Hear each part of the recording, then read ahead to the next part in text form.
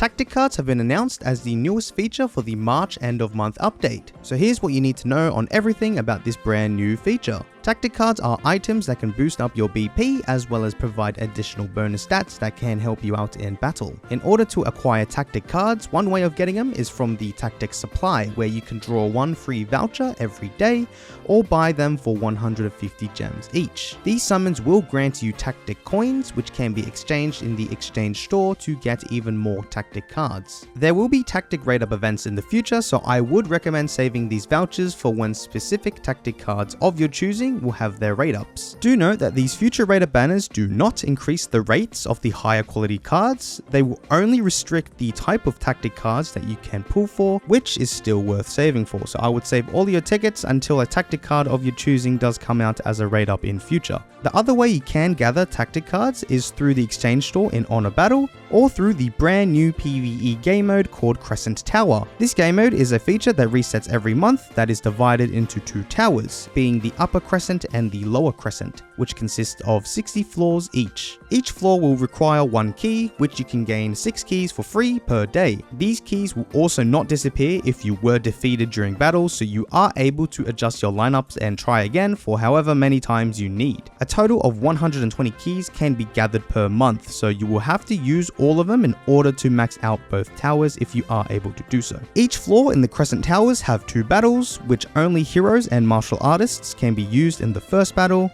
and only villains and outlaws can be used in the second battle, so you will need to be very strategic in what teams you are using, as strong combos such as Gargantuan and Atomic Samurai will not be able to be within the same team, so you're going to have to do a lot of thinking outside the box and trying to synergize perfect teams in the hero side of things and villain side of things. The enemies in the lower Crescent Tower have undying shields, whereas the enemies in the upper Crescent Tower have specialized protection, which is a future buff that adds a new purple health bar, which a full purple health bar indicates 100% of their max HP, and each golden star on top of this purple health bar also indicates 100% of their max HP. So this is a very tanky buff which will be introduced by various upcoming units within the next few months. Continuous Challenge is a feature that will allow you to automatically progress through the stages. This feature will be more useful straight after the monthly reset, as you'll be able to progress up to where you were able to reach last time. Once you gather your tactic cards, you can access them by pressing the skill icon and then pressing the tactic icon. In here you will see 6 categories in which these tactic cards can apply their bonuses towards, being hero,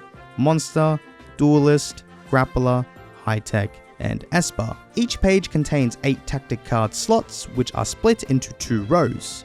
Each row consists of numbers going from 1 to 4, meaning that only cards marked with that specific number can be placed into their respective slots. Matching all 4 cards with the same tactic icon in a row will activate that tactic skill for all units within that category. This means that you can have a total of 2 tactic skills active per category. Do note that only one set of the same tactic sets can be activated at the same time. For example, if I try and activate this speed tactic buff for my high tech units, which is already active on my duelist units, it will not allow me to activate it, so you will need to be strategic of which certain tactics you do want to activate per category. This means that for all of those duplicates you do have laying around, you can use them for ascending your tactic cards, which requires those duplicates, and tactic ascension cards, which you can also gather from the tactic supply, Crescent Tower, and you can even fuse the lower tier ones into higher tier ones. Ascending your tactic cards will allow you to further increase the tactic bonus, as long as all 4 cards have the same amount of stars unlocked. Do note that the star level bonus of the tactic skill will be the same as the lowest quality and level across the 4 cards. So what you're going to notice is that the active skill doesn't take the average of all 4 cards, which in this case it would have been 8 stars, so it could have been 2, but instead only activate whatever is the lowest category and stars out of the 4 cards in that same row. So this is why the active skill is 1 star instead of being 2 or even 3 stars, because it takes the lowest star out of the 4 cards instead of the average. So do take that into account. Now eventually, if you get a tactic card that is orange and has 3 stars, then you are able to unlock the feature to transfer stars onto a card with the same tactic type and number, meaning that you can transfer the stars to a similar card in a different category. So as you can see, if I wanted to use this tactic card instead and put all the stars into it, I can quickly go to the transfer icon, and click confirm here, and with gems you can transfer all those 3 stars that I put on those duel lists, and I can put all 3 of those into the grappler slot. Just as long as the tactic skill and number are the exact same, then this typing category does not matter. Do know that you will have to transfer the card with more stars onto the card with less stars, as you won't be able to transfer those stars otherwise. The reason why you might need to transfer these stars in future is that you also gain additional base stats if you manage to equip tactic cards of the same category. For example, this duelist page has 6 out of 8 cards that are also duelist, which activates the level 1 tactic combination, as there are 6 blue duelist tactic cards present. Now compare that to this next example, where in this duelist category we do have all 8 cards being duelist and orange, which does activate the level 4 tactic combination, as I do have 8 orange duelist tactic cards, so I get the most amount of base stats because I do have all 8 of my cards being duelist. This feature also has a separate tactic album where collecting all these many types of tactic cards all have an album value and will increase the number of the album value, which reaching certain milestones will grant you tactic frames. These frames can be equipped onto any tactic card, which will provide additional base stats and increase the bonus of your tactic skill. You will also need to increase this value, as achieving 200 will grant you access to the exchange store, and you can level up the exchange store the higher you go, so you will be granted better rewards the higher your album value is. There are a total of 16 tactic skills that you can acquire during its debut, so I will quickly go over what each and every one of them does. Assault increases attack,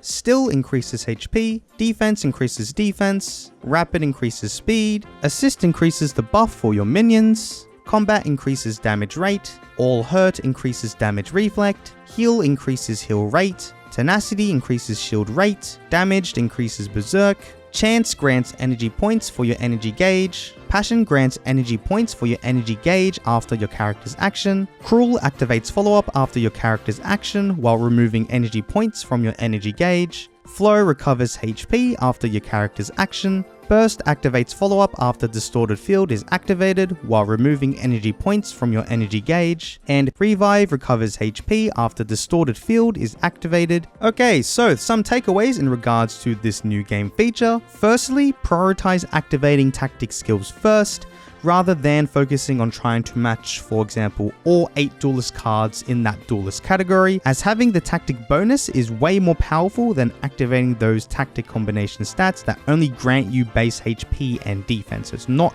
extremely important, it's just a good bonus to have if you manage to get all 8 of those cards that you wanted and in the same category as what you wanted to put it in. Secondly, focus on doing the lower Crescent Tower first, as it will provide better orange rewards, which you can use to further enhance your tactic cards. Thirdly, you will have to balance your pool plans from now on in order to have a mix of both heroes and villains in order to progress very far into this game mode.